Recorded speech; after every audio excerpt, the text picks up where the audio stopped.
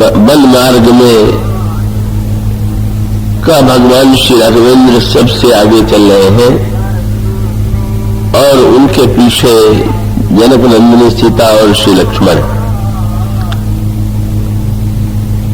तो ये यात्रा जो है, इस यात्रा के क्रम का तात्पर्य क्या है? देखिए, ये जो बल है श्री रामचरितमानस में, इस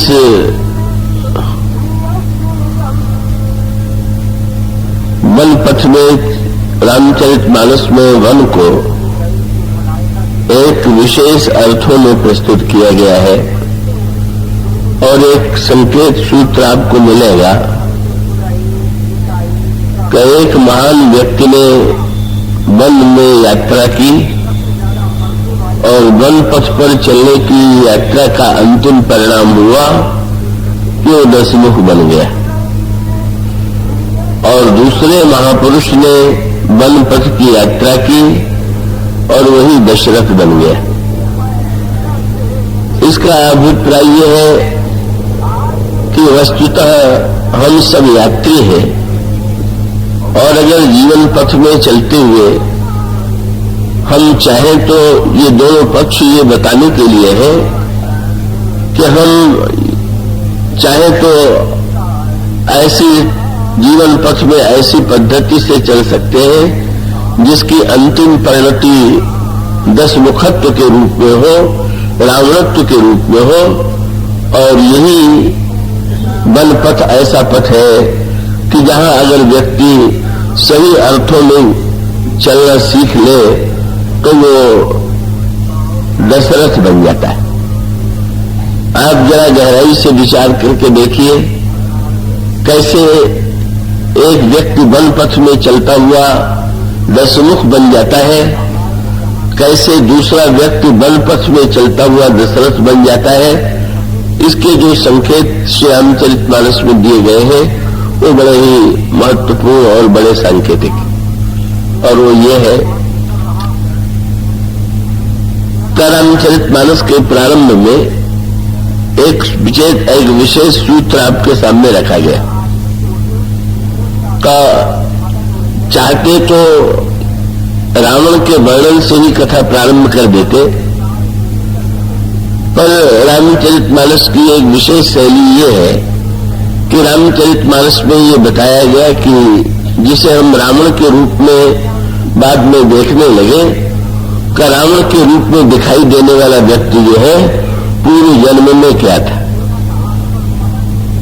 और जब ये आप पता, ये यदि आप इस ओर दृष्टि डालेंगे तो आपको स्पष्ट ये पढ़ने को मिलेगा, सुनने को मिलेगा कि या तो ये कई कल्पों की कथा रामायण में आई हुई है और कई कल्पों की कथा में या तो ये कहा गया कि भगवान विष्णु के दो पार्षद थे, जय और विजय, और जय और विजय ही अगले जन्म में रावण और कुंभकर्ण बन गए। अब यह दूसरी कथा ये आती है कि भगवान शंकर के दो गण थे और भगवान शंकर के ये जो दोनों गण थे यही अगले जन्म में रावण और कुंभकर्ण बन गए। या ये कहा गया कि प्रताप भानु नाम का बड़ा धर्मात्मा राजा था और यही प्रताप भानु अगले जन्म में रावण बना। और ये जो नाम लिए गए इसका मूल तात्पर्य क्या है, इसका मूल अभिप्राय क्या है? मानो बताने का एक प्रश्न बहुधा समाज में और विचारकों के मन में आता है कि ये जो व्यक्ति है ये मूलतः बुरा है कि मूलतः अच्छा है। तो कुछ लोगों की धारणा है कि बुराई तो व्यक्ति का मूल स्वभाव है और उसको बुरे से भला बनाने का प्रयत्न किया जाना चाहिए और प्रयत्न के द्वारा बुरे व्यक्ति को भला बनाया जाता है। और दूसरे पक्ष की मान्यता यह है कि व्यक्ति जो है का मूलतः बुरा नहीं है, वो तो अच्छा है और केवल परिस्थितियों के कारण या किन्हीं विशेष स्थितियों में कब वो बुरा बन जाता है, और यदि उसे मोड़ा जा सके तो वो पुनः व्यक्ति जो है अच्छा बन सकता है। तो देखें, थोड़ा विषय गंभीर है, बाधा भी यत्किंचित है, पर फिर भी मैं चेष्टा करूंगा और आप एकाग्रता से उसे समझने की चेष्टा करेंगे। ये जो भौतिक विज्ञान है, भौतिक विज्ञान की धारणा ये है कि सृष्टि के मूल में जड़ है, और जड़ धीरे धीरे विकसित होता गया। विकासवाद की जो मान्यता है वो ये है कि सृष्टि में प्रारंभ से जड़ता थी, और जड़ता का धीरे धीरे विकास होते हुए व्यक्ति चेतन होता गया, और चेतन होता हुआ व्यक्ति जो है क्रमशः उन्नति करता जा रहा है। इसलिए भौतिकवाद की धारणा यह है कि सृष्टि में विकास का क्रम चल रहा है। और आध्यात्मिक धारणा क्या है, आध्यात्मिक मान्यता क्या है? का आध्यात्मिक मान्यता यह है कि सृष्टि के मूल में जड़ नहीं है, सृष्टि के मूल में चेतन है, सृष्टि के मूल में ईश्वर है। तो स्वाभाविक रूप से जो सृष्टि के मूल में जड़ मानेगा, उसको तो ये मानना ही, वो तो मानेगा ही कि व्यक्ति स्वभावतः अच्छा नहीं है, कब उसे तो अच्छा बनाने का प्रयत्न करना चाहिए। पर आध्यात्मिक मान्यता ये है कि नहीं, जब व्यक्ति ईश्वर का अंश है और ईश्वर के द्वारा ही सारी सृष्टि का निर्माण हुआ है, तो ऐसी स्थिति में तो व्यक्ति जो है वो मूलतः तो शुद्ध है। और जैसा कि रामचरितमानस में उत्तरकांड में कहा गया, जीव कौन है, तो इसका काकभूषणी निरूपण करते हुए कहते हैं, ईश्वर अंश जीव अविनाशी, चेतन अमल सहज सुख राशि। जीव ईश्वर का अंश है, चेतन है और अमल है और सहज सुख का राशि।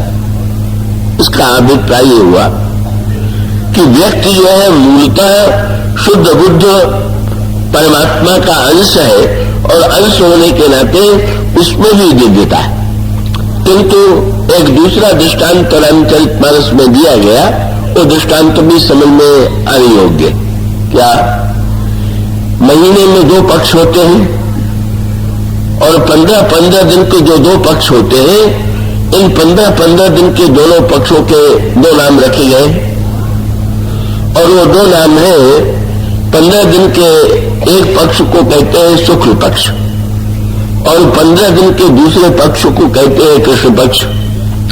शुक्ल का अर्थ हुआ उज्जवल प्रकाश, और कृष्ण का अर्थ हुआ अंधकार। तो दोनों का नाम सुन करके ऐसा लगता है, ऐसा भ्रम होता है कि भाई शुक्ल पक्ष में उजेला ही उजेला रहता होगा, और कृष्ण पक्ष में अंधेरा ही अंधेरा रहता होगा। पर ये आप जानते हैं कि तो सत्य नहीं। शुक्ल पक्ष में भी अंधकार और प्रकाश विद्यमान है, और कृष्ण पक्ष में भी प्रकाश और अंधकार दोनों विद्यमान है। और अगर आप गणित करके देखें तो दोनों ही पक्षों में अंधकार और प्रकाश की मात्रा बराबर बराबर है।